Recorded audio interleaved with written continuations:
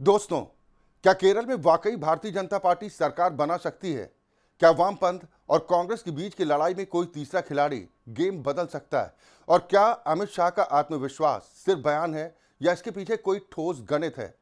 क्योंकि अमित शाह कभी भी इतने वजन के साथ कुछ बोलते हैं तो बात कभी इतनी हल्की भी साबित नहीं होती। तो क्या केरल की राजनीति एक ऐतिहासिक मोड़ पर खड़ी है? दोस्तों, देश के 5 राज्यों में चुनाव, जिनमें 4 राज्य और एक केंद्र शासित प्रदेश है। इन पांचों जगह में इसी साल अप्रैल में विधानसभा के चुनाव होने जा रहे हैं। पश्चिम बंगाल, तमिलनाडु, असम, केरल और केंद्र शासित क्षेत्र पुडुचेरी, इन सभी राज्यों पर हम अलग अलग बात करेंगे, लेकिन आज चर्चा खास तौर पर केरल की ही करेंगे। केरल इसलिए क्योंकि परसों केंद्रीय गृह मंत्री अमित शाह केरल के दौरे पर थे और वहां उन्होंने जो कहा उसने राजनीतिक हलकों में हलचल मचा दी है।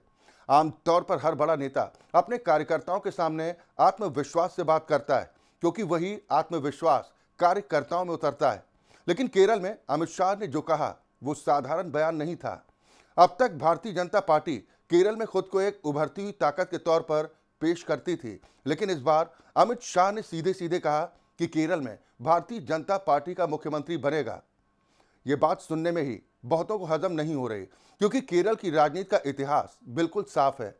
यहाँ मुकाबला हमेशा 2 गठबंधनों के बीच होता है। एक तरफ लेफ्ट डेमोक्रेटिक फ्रंट एलडीएफ, जिसका नेतृत्व सीपीएम करती है, तो दूसरी तरफ यूनाइटेड डेमोक्रेटिक फ्रंट यानी यूडीएफ, जिसकी अगुवाई कांग्रेस पार्टी करती है। फिलहाल सत्ता में लेफ्ट डेमोक्रेटिक फ्रंट है। पिनराई विजयन लगातार दूसरी बार मुख्यमंत्री बने, जो केरल की राजनीति में अपवाद माना जाता है, लेकिन दूसरी बार सत्ता में आने के बाद उनके खिलाफ भारी एंटी इनकम्बेंसी है। सरकार पर नाराजगी है, असंतोष है। इसके बावजूद कांग्रेस पार्टी इस स्थिति का फायदा उठाने की हालत में नजर नहीं आ रही। ऐसा क्यों कह रहा हूं मैं? क्योंकि कांग्रेस का संगठन न सिर्फ केरल में बल्कि पूरे देश में बिखरा हुआ है। नेतृत्व में एकता नहीं है, रणनीति में स्पष्टता नहीं है। अब राजनीति का एक बड़ा नियम होता है कि अगर 2 पार्टियां हैं तो तीसरी पार्टी तभी उभरती है जब मतदाता को यह भरोसा हो कि वो सत्ता में आ सकती है। मतदाता ये नहीं सोचता कि ये पार्टी जीतेगी ही, बस वो इतना देखता है कि क्या इसे वोट देना बेकार तो नहीं जाएगा। अगर मतदाता को लगता है कि तीसरी पार्टी जीत की रेस में ही नहीं है, तो वो डर के मारे उसी पार्टी को वोट दे देता है, जिससे वो कम से कम नुकसान देखता है। लेकिन केरल में अब तस्वीर बदल रही है। 2024 का लोकसभा चुनाव हुआ। केरल में कुल 20 लोकसभा की सीटें, भारतीय जनता पार्टी को सिर्फ 1 सीट मिली।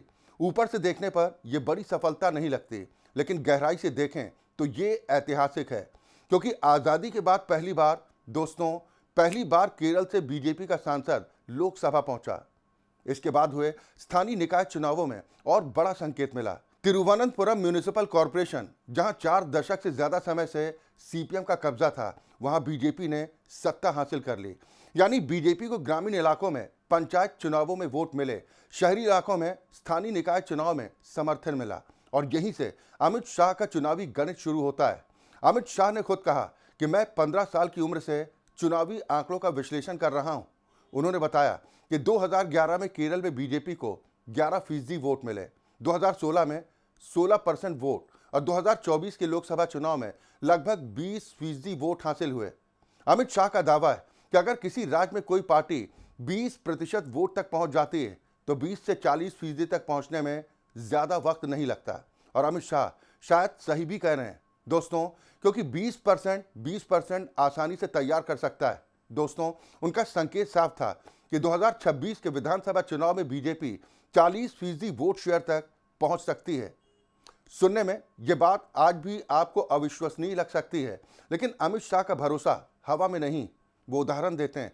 उत्तर प्रदेश में 1991 में बीजेपी को करीब 33% वोट पर बहुमत मिला। आज बीजेपी वहां 50% से ज्यादा वोट शेयर को पार कर चुकी है। लेकिन यूपी बहुत बड़ा राज्य है, और इसीलिए एक और उदाहरण लेते हैं, त्रिपुरा। 2018 से पहले त्रिपुरा विधानसभा में बीजेपी का एक भी विधायक नहीं था, और चुनाव बाद एनडीए को 2/3 बहुमत मिल गया। अब थोड़ा और बड़ा राज्य असम है। 2001 से 2011 तक लगातार 3 बार कांग्रेस जीती। तरुण गोगोई मुख्यमंत्री रहे। 2011 की जनगणना के मुताबिक असम में मुस्लिम आबादी 34.38% थी। आज ये करीब 40% के आसपास मानी जाती। इसके बावजूद 2016 में बीजेपी सत्ता में आई, 2021 में फिर जीती और 2026 में भी उसकी जीत लगभग तय मानी जा रही है।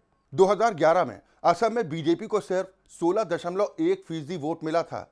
2016 में यही आंकड़ा पहुंच गया 41.9%, यानी 5 साल में 16 से 41%। यही अमित शाह का तर्क है कि जब मतदाता का मन बदलता है तो पुराने आंकड़े बेकार हो जाते हैं। खैर, अब केरल पर लौटते हैं। केरल में मुस्लिम आबादी करीब 26.56% है। यहाँ चुनाव का निर्णायक फैक्टर होता है क्रिश्चियन वोट। क्रिश्चियन वोट तय करता है कि सत्ता किसे मिलेगी। बीजेपी की पूरी रणनीति इसी वोट पर टिकी है। अब सवाल आता है कि आखिर क्यों? दोस्तों, पहला कारण यह है कि गोवा और नॉर्थ ईस्ट में बीजेपी को क्रिश्चियन समाज का समर्थन मिला है। वहां बीजेपी सरकारें चल रही हैं, क्रिश्चियन मंत्री हैं। दूसरा और सबसे बड़ा कारण है सर्वाइवल, अस्तित्व का सवाल। केरल में क्रिश्चियन समाज के सामने 2 बड़े मुद्दे हैं। पहला, लव जिहाद। यह शब्द सबसे पहले केरल से ही सामने आया। तत्कालीन सीपीएम मुख्यमंत्री वीएस अच्युतानंदन ने विधानसभा में इसे स्वीकार भी किया था। क्रिश्चियन समाज ने आरोप लगाया कि उनकी लड़कियों का धर्मांतरण किया जा रहा है। इस मुद्दे पर उन्होंने किससे संपर्क किया? आरएसएस से। हिंदू और ईसाई यानी दोनों इस समस्या से प्रभावित हैं। दूसरा कारण, कांग्रेस का गठबंधन। कांग्रेस यूडीएफ में इंडियन यूनियन मुस्लिम लीग के साथ है, एसडीपीआई से समर्थन लेती है। इन संगठनों को लव जिहाद से जोड़ा जाता है। ऐसे में डर यह है कि अगर कांग्रेस सत्ता में आई तो हालात और भी बिगड़ सकते हैं। यहां तक कहा गया कि अगर कांग्रेस सरकार बनी तो गृह मंत्री मुस्लिम समाज से होगा। ये बात हिंदू और ईसाई दोनों के लिए चिंता की वजह है। अब सवाल सिर्फ एक है कि क्या यह डर वोट में बदलेगा? दोस्तों, अगर बदला तो अमित शाह का 20 से 40% वाला गणित गलत नहीं निकलेगा। आज ये कहना कि बीजेपी केरल में सरकार बनाएगी अब असंभव नहीं लगता। संभावना है, होगा या नहीं ये अप्रैल मई में नतीजे आने पर ही पता चलेगा। इसी के साथ आज की ये चर्चा यहीं पर समाप्त करते हैं। अगले वीडियो में फिर मिलेंगे किसी नए मुद्दे के साथ। तब तक के लिए चैनल देखिए, शेयर कीजिए, लाइक कीजिए और सब्सक्राइब जरूर कीजिए। नमस्कार।